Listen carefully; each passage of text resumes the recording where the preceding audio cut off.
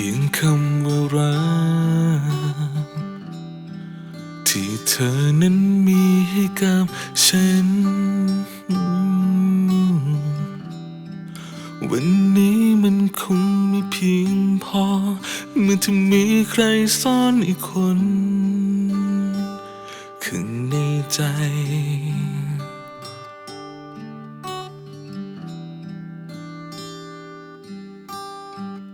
แสงช้ำเป็นรักกันแต่การกระท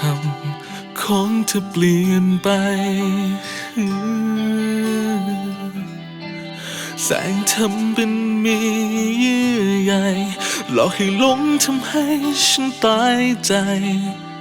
กับคำว่ารัก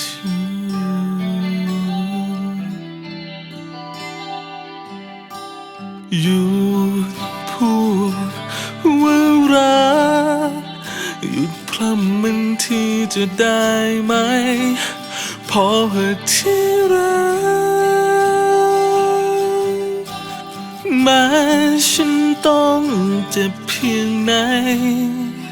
แต่สุดท้ายแล้วเธอก็จากไปกับเขาคนนั้นฉันเข้าใจ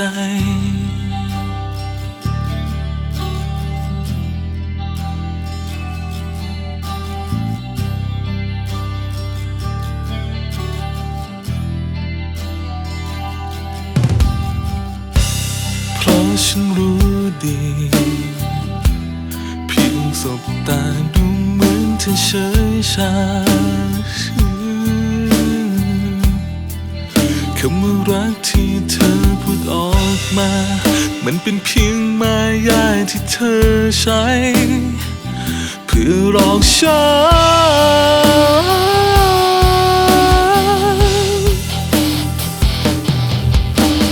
อยู่พูดว่ารักหยุดพร่ำมันที่จะได้ไหมพอเหอะที่รัก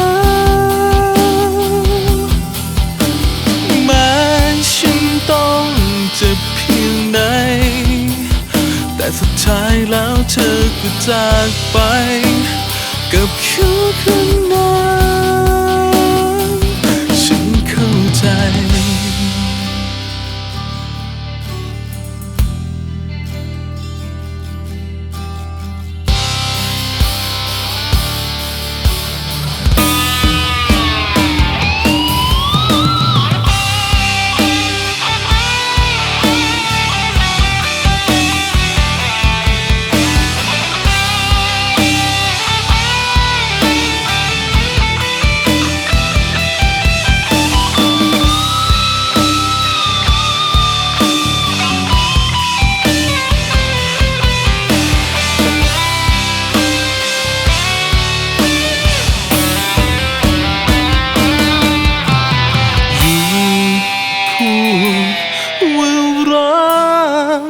หยุดพร่ำมันที่จะได้ไหม